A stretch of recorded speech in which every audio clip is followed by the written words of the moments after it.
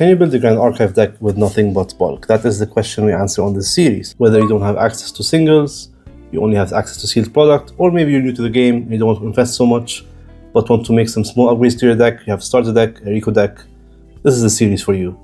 Today we've made it to Distorted Reflections, one of the most critical sets in the history of this game, and while there are many good cards in this set, like Distortion Objects, the issue is that they are tied to the Looking Glass, which, yes, it has been reprinted since the release of Radiant Origins, but it's still an expensive card. I think it's about $50 or so, $40.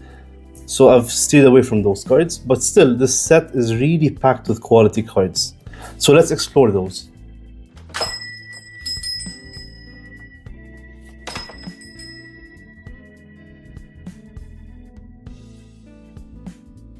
So the Distorted Reflections, we had the introduction of the Exalted element, which is basically takes a basic element and adds the exalted status to it, let's say. And that means you can only play these cards when you have an advanced element enabled for you. So you're at usually level 3 in most cases, unless you're Umbra Alice, that's a special case. So Sovereign Sanctuary is a really good card because it kind of buys you a turn. If a unit you control would be dealt damage, you would prevent 2 of that damage. And it doesn't matter if that's combat or non-combat damage. And at the beginning of your recollection phase, you can sacrifice to draw into your memory. So it buys you a turn and pays for itself in the long run. So while this card is not clean out of place, I think it's a moderately good card and it's not a bad inclusion for an advanced element deck. So Baleful Ablation is a card that kind of defined an entire archetype of CL decks. So Baleful Ablation kind of warps the entire deck building process when you're building CL, because you kind of warp the whole deck around this one single card. So what it does is it deals X damage to all units except for your champion, where X is the lowest reserve cost among your omens. That means what you will usually do is you will omen 1 card, and that's the highest reserve cost card in your entire deck.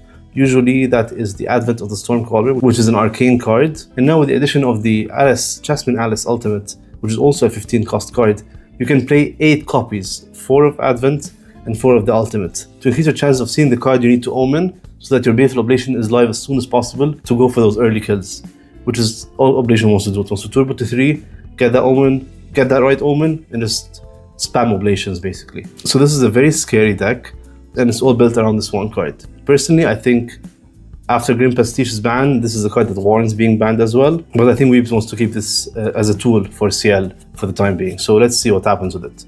But while it's legal, you can play it. Another card that kind of, wouldn't say built a whole deck around itself, but partially did. I mean, Mad Hatter is a key component of the Wind Wake Up strategy. Wind Wake Up, if you're not aware, is a deck that usually sticks at Spirit or goes rarely, some can even go to Tristan level 1, and all they want to do is OTK you. They can usually kill you on turn 2, turn 3.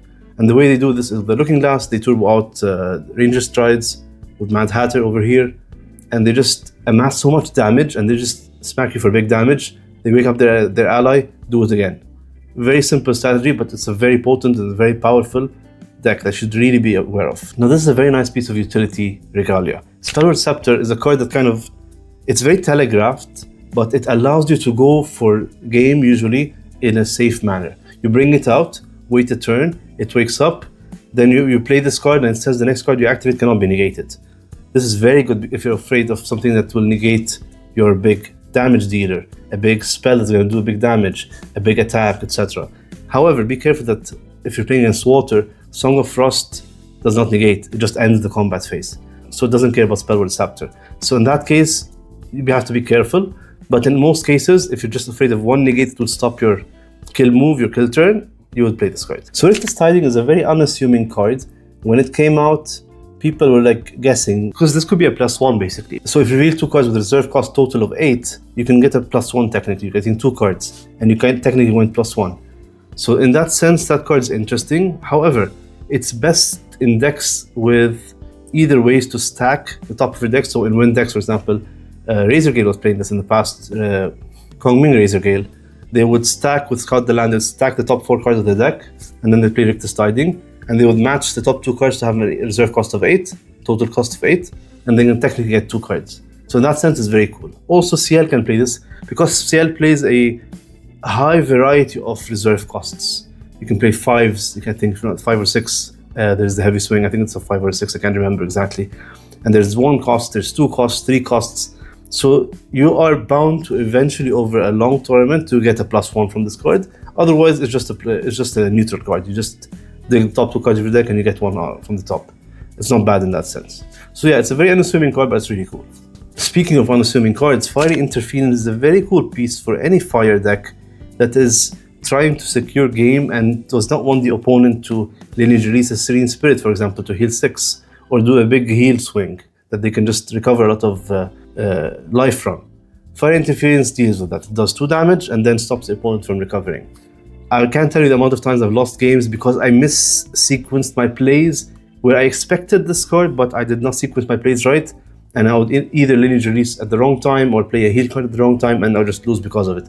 So this is a very unassuming card, but it's a very powerful card. Thronekeeper Bullfrog is an all-star. It's the de facto replacement of Stalwart Shieldmate in any water deck. It's a 0/4 taunt, very powerful. And on top of that, it's a floating memory. So you mill it, it's great. It dies, it's great. It stays on the field, even better. It's protecting you. It's such an amazing card, and it's an instant staple in almost any water deck. Intensified Pyre is a very cool card. It saw a resurgence recently in play because games are going on longer, so graves are like piling up. Their cards are piling up in the grave, and Intensified Pyre can literally cheat out 6 damage out of nowhere, especially when you can kindle it. That's a potential 0-cost 6 damage spell, so it's really good in that sense. And we've even had at one point a Fire Spirit Water Nico deck that was playing this, because we mill out the opponent for a bunch of cards, and then these cards are live, you can just kindle or just play free damage, basically. Very cool card. Now, Exploit Invulnerability is also an unassuming card because it feels like you're jumping through all these loops just to kill an ally. But remember, this is a card that can deal with Shenjo allies. It's very cool if you're playing an assassin deck. You can give your assassin unit, so a champion or an ally, the ability to one-shot a Shenju, basically. And they cannot really release their Gojo level 2 to protect from it. It's such a cool card. They usually have to end the combat, otherwise, the moment you connect with them, you get the on-ally hit, they will automatically die. So it's a very cool tech. You can main it or side it depending on your meta. If you expect a lot of Genbu, a lot of Seiryu, a lot of Suzaku, that kind of stuff, you can play this, or you can side it if you don't think you can see many of those.